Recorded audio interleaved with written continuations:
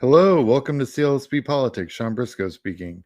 I have a great show today. I'm putting it out early in the morning so everyone can see it because it's what's happening over the next 48 hours.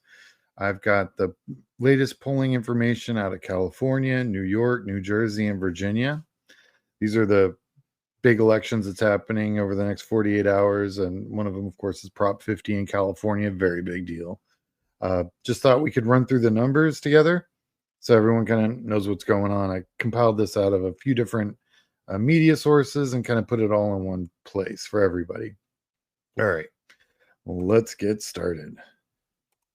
So what we're going to do is we're going to look at what the turnout looks like, because of course we don't know how everyone's voting, but we can discern what kind of voter turnout we're looking at and how they probably are going to vote.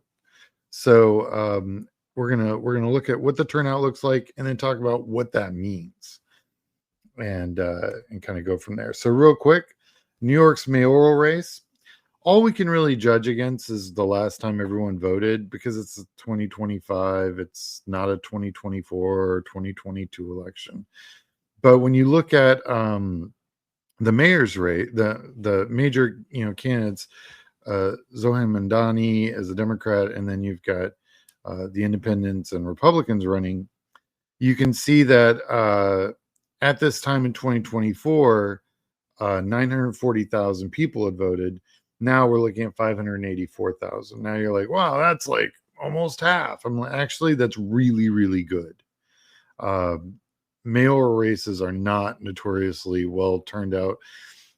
It's weird because some cities in Texas, I've actually worked in a lot of odd year elections. In fact, in Texas, there's a lot of mayoral and municipal elections that happen literally the May after the November elections of the even year. So you actually go from running your congressionals and state house stuff right into city council stuff. So there's almost no break.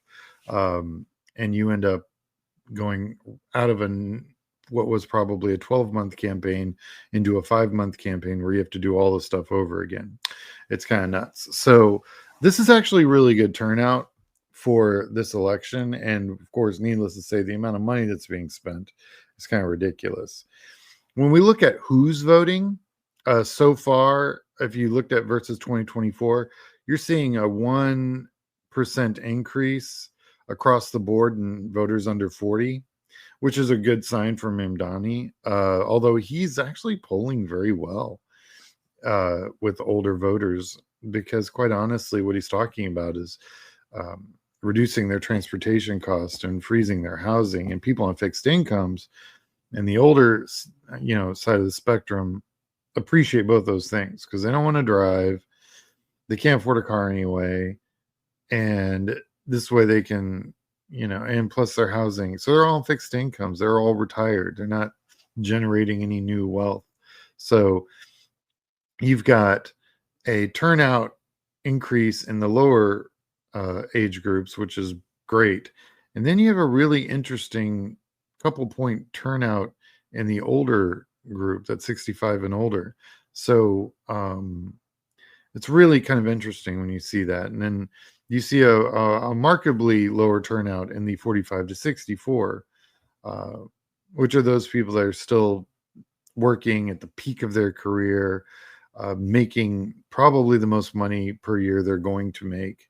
So it's a really interesting dynamic there. And it'll be very cool to look at. I'm going to have a whole show later in the week about the turnouts and what it all came out to and what were the signs. These are some of the signs that we want to look for. Fascinating. New Jersey, also having decent turnout.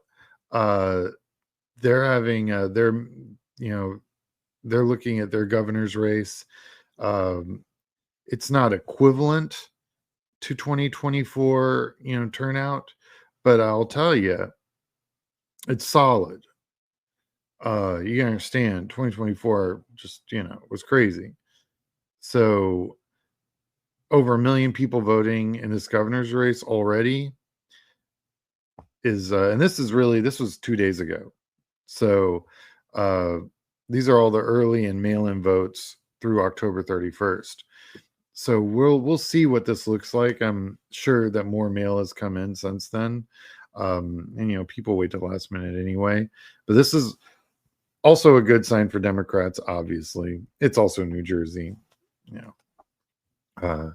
In fact, I have a video of the projections for New Jersey for 2026. It's coming out, so you'll be able to see all that here in a few days.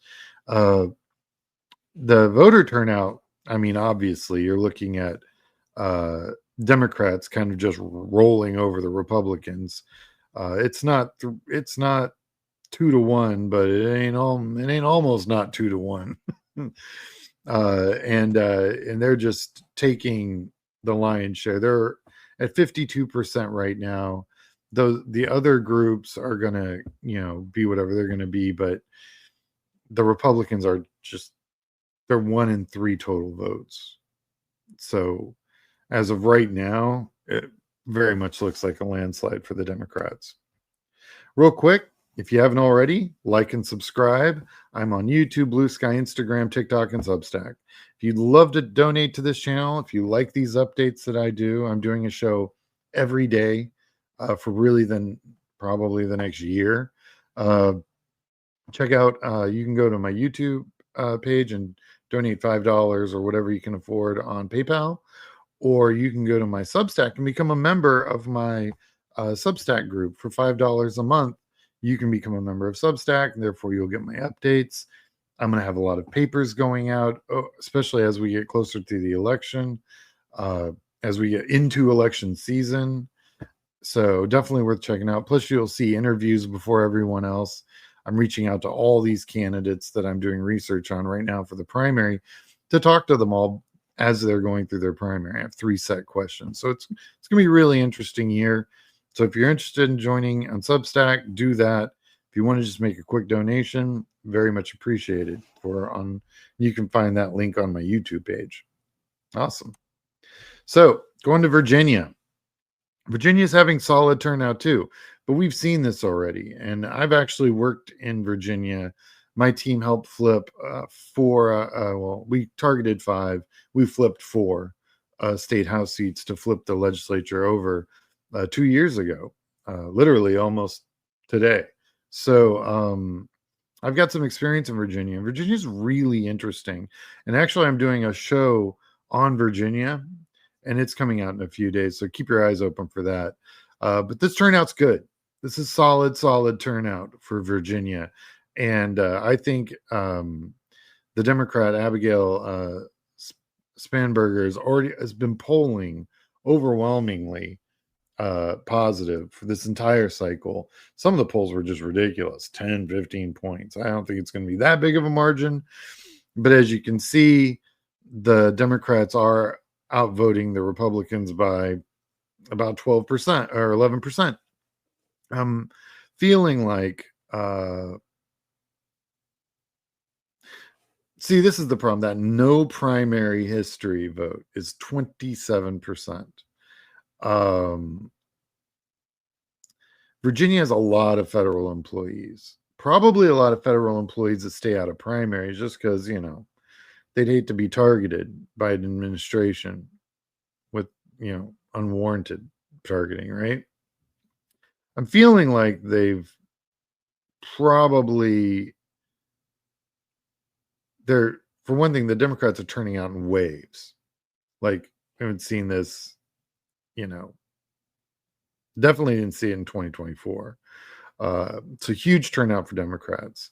The Republicans are trying really hard to turn out, but then you have this no primary history, which is really crazy. So we have this in Texas, where we base our targeting off of the history of voters, because believe it or not, and I've said this fact a few times, there are no registered Republicans in Texas. We're all just registered Texans.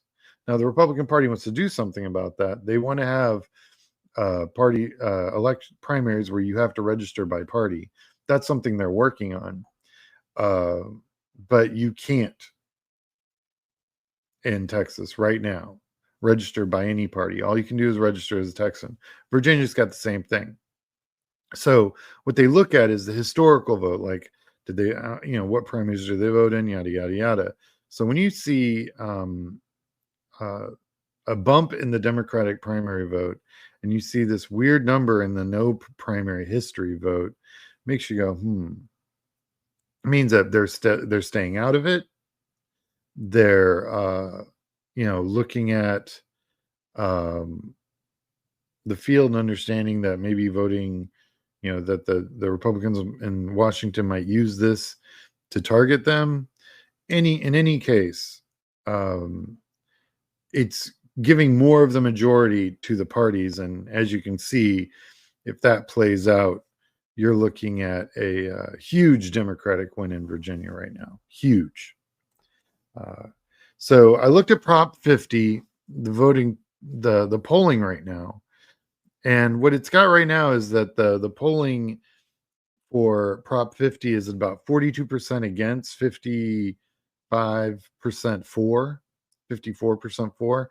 So right there, you're looking at almost a 10-point gap. I think Prop 50 is going to pass. And what's really interesting about some of this polling data is that you're seeing like this is just who approves favors Prop 50, and you see, of course, overwhelmingly the Democrats do, but it's that independent vote. Believe it or not, the independents being 55%, that 5 points is enormous, because independents will generally break 50-50. But when you see them start to lean one direction, that's putting your finger up and feeling which way the wind's blowing.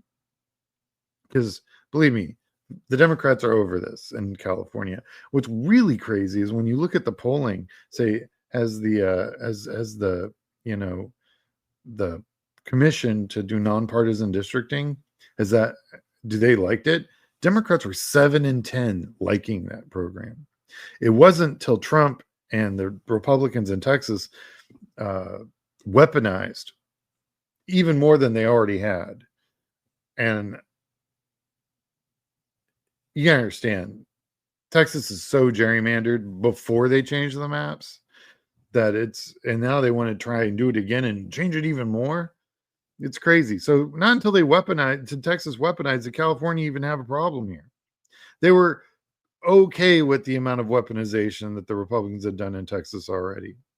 Now, with Trump jumping on board and pushing this, you're seeing this, they're like, nope, it's a great idea. We love it, but we're not letting the GOP take over indefinitely, which is what they would be able to do in Congress if California didn't do this. Although I'm feeling like this is all going to backfire in the GOP anyway, because as you know, I'm going through a bunch of different states right now, and you're seeing them daily as I go through in chronological order for the primary, although I'm waiting for California's districts to find out what they're going to do before I post California's show. Because by now they probably I think they would have already been up on my channel, but I'm waiting. I'm not worried about Indiana. There's not enough people there. They're going to get maybe 1 or 2. I think there's 2 congressional seats in Wisconsin that can be taken. There's definitely one in Nebraska. There's a couple. I've found seats that will easily offset all this, and I think it's going to offset all this. But looking at California's affiliation, I think this Prop 50 is going to pass. I'm calling it right now. I think the math is the math, and the GOP can cry all at once in California. It's not going to make that big of a difference. I think it'll be close, but I think Prop 50 is going to pass. And if it's not close, that means that there's some problems in the GOP. It's interesting. If this is a blowout, that means that the independent vote has left the GOP in California. And there's some GOPers that have left the GOP in California, which is very interesting. So I'm looking forward to seeing how much of a blowout this is going to be. So I'd just like to thank everyone for watching. I'm putting this out immediately because this data just kind of fell out of the New York Times and a few other places. So if you haven't already, like and subscribe. Really could appreciate some donations moving forward into November. Things are getting more expensive for the channel, of course. Everything's getting more expensive. So any donations via PayPal, or if you'd like to join my subscription in my Substack, should do that.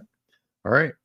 Well, just want to wish everyone a happy election voter week. And if you haven't voted, make sure you vote on Tuesday. All right. Talk to you guys later.